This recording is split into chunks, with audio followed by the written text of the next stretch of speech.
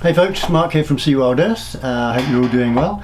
And recently I had a fantastic series of adventures on the beautiful island of Iriomote here in Okinawa Prefecture, which also happens to be one of my favourite, if not the favourite island in this whole area. It's second only in size to the main island of Okinawa. I believe it's somewhere around about 250 odd square kilometres. But 96% of it is thick, rolling, pretty much pristine and untouched jungle. It's absolutely incredible. Now here on the main island we have a population, I think, of about 400,000 people, whereas on Iriomote 2,000. No airport, very little infrastructure. The main industry, I think, is guiding for all extents and purposes. A lot of scuba diving, a lot of trekking and kayaking, lots of rivers, so many waterfalls. It's absolutely incredible. Now normally when I go there I lead groups of people over. I've had people come down from Tokyo. I even had one guy from Germany, but unfortunately since the pandemic hit, beep boop, not many people can travel. So this year I actually went on my own, which was fantastic. I love being in the jungles on my own, being surrounded by the nature, nobody there to distract me from my attention on the nature or whatever. It was awesome. Now I took the opportunity while I was there to make a couple of short films for one of my sponsors, KANI Filters, who they basically supply me with the filters I use for my landscape photography. And yeah, now because they are a Japanese brand or a Japanese company, the subtitles you'll see on the films are in Japanese. Obviously the commentary is in English, so hopefully the adventure, that won't diminish from the adventure. And what an adventure it is, and I'm hoping that you guys and girls will get to love Iriomote vicariously through my images. So without further ado, let's head on over to one of the most incredibly beautiful places in all of Okinawa.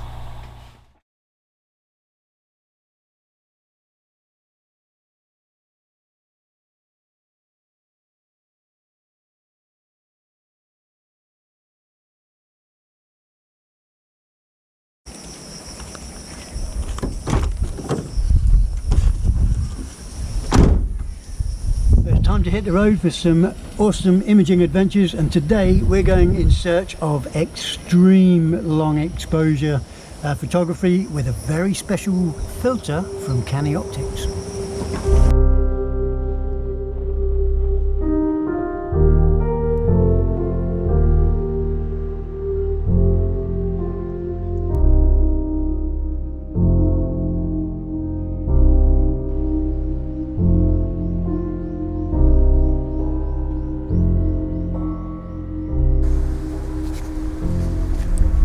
Okay, well, this is Tiddles. In fact, this is called in the local dialect the Yamaneko, and this is a wild mountain cat that is known to inhabit the rolling green hills that you can see behind me.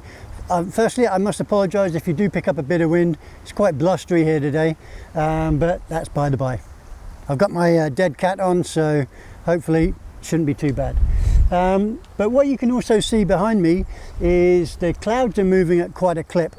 Now we've been doing regular photography in the jungles, pretty much using the same kind of technique, which can get a little bit mundane, a little bit straightforward. So I came out looking for an opportunity to try and do something a little bit more drastic or extreme, because I know we love extreme. Okay, now I'm going to be taking a wide angle shot with a 12mm Laowa super wide lens. I'll be very close to the statue of the Yamaneko, and what I'm going to try and do is to get nice streaky clouds. Now we're in the morning, it's about 9 o'clock in the morning, so there's good light. Okay, but even so, you know, trying to get a very extreme long exposure is not going to happen unless you've got a very extreme filter to place in front of your lens. And the people at KANI have sent me just the very thing. Normally for long exposure in the daytime you would associate something like an ND1000, which is a filter that reduces by a factor of 10 stops the amount of light going into your lens, but 10 stops just isn't going to cut it today. Even with the amount of light that we've got on us now, we need something a bit stronger, and hence I've got the ND 32,000. So this is equivalent to about 15 stops of light from entering the camera, and what this will enable me to do is to, when all is said and done, accomplish something around about a 4-minute exposure with regular settings on my camera in order to make the most of those clouds that are going crazy behind the Yamaneko. So let's go ahead and get set up, and then I'll go through the settings with you. Okay, well, we're set up. I'm as close as I want to be to the cat. It's probably only about a meter from here, but that's awesome. I'm going to be focused directly on his face. Now it doesn't matter if with the shallow depth of field with the distance, because all we're after is the aesthetic of the silky clouds with the super long exposure. Now, with regards to filtering, first of all, I'm going to be placing a soft graduated neutral density filter, so a 0.9 in the outer of the two filter holders, and then when everything's said and done and I'm just about ready to take the shot, I'll be introducing the ND 32,000, which looks more like welding glass than it does a photographic filter, but I can't even see through that myself, but the power of the camera sees a lot more than we do. So I'm going to go ahead and get my filters in place, and then we'll go through the settings for the shot.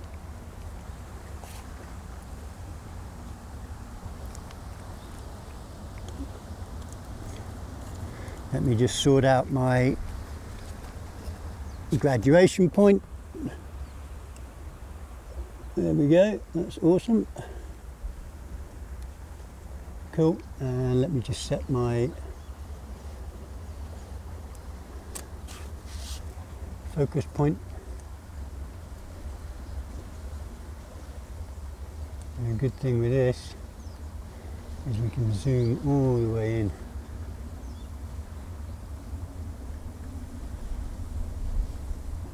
Okay. Awesome. Good to go.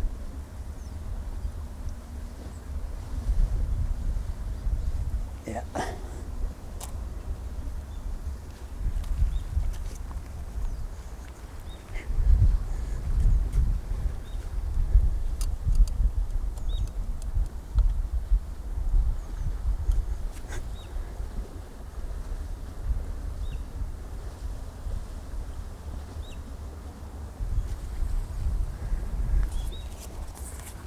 Okay, well, I'm just about ready to take the shot now. Filters are all in place. We're good to go. Settings wise, I'm going to be on f11. My distance, focal distance to the cat is about 65 centimeters. I'm going to be on, like I said, f11. I'm on ISO 100. Now with my camera I can set the bulb mode in my camera, and my intervalometer will allow me to program a shutter speed of up to 99 hours. It's just a feature of this particular camera. So we're going to be going for a 4-minute exposure. So in all of that time, these clouds that you can see moving behind the cat are going to be moving through the image but leaving their trace, so there should be nice streaky white lines from the clouds during the exposure. So fingers crossed. Hopefully we can nail it in one, and we'll see how we get on. There we go, 2-second timer, just so there's no shake. And I'm going to be shielding a bit of the lens holder because of the sunlight, just to try and stop any light leaks that may occur. But we've got some nice clouds, so let's go.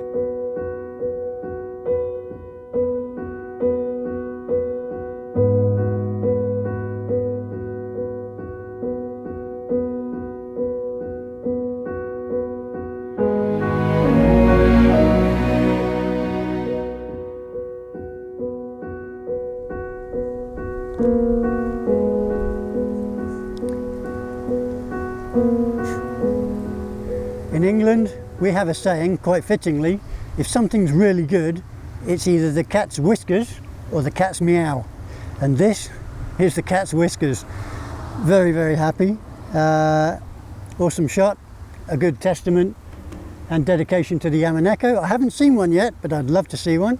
But you never know, we've still got quite some time left here in Iriomote. Time enough to get up to some more imaging adventures. So let's go looking.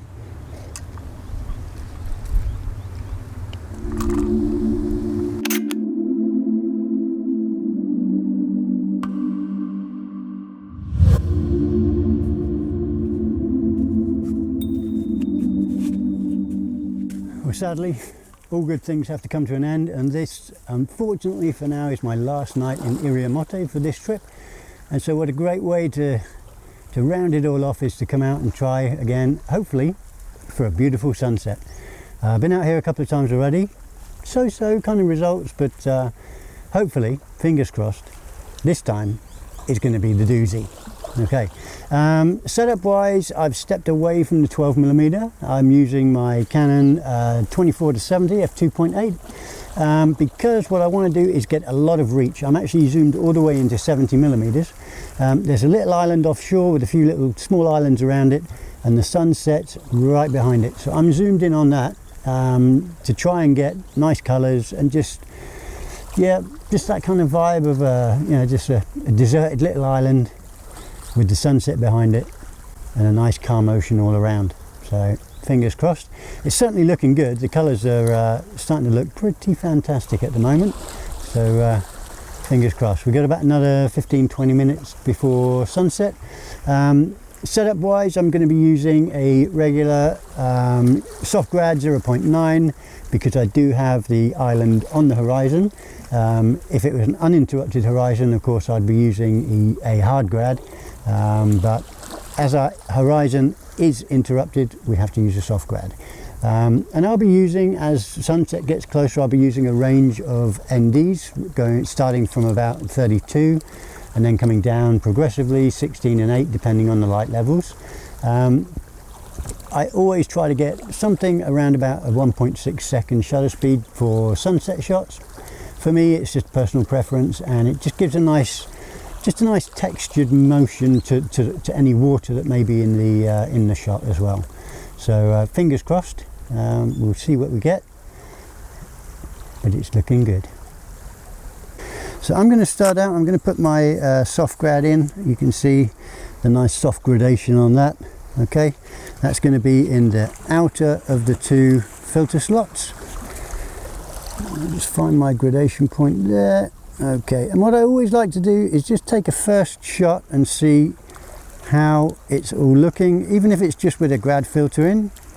I'm going to start out, let's say, at f11, ISO 100, and that's giving me a shutter speed of 1/15 of a second. So let's just take a look.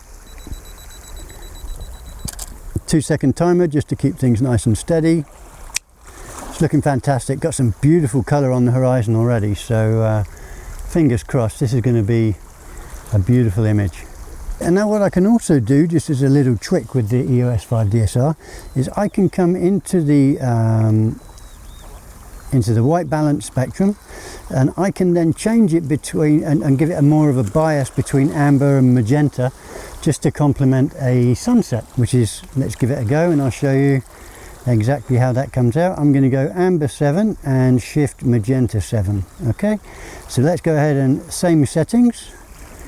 In fact, we're now being told metering is at 8 seconds, so it's f11 ISO 100 8 seconds with a slight white balance spectrum shift.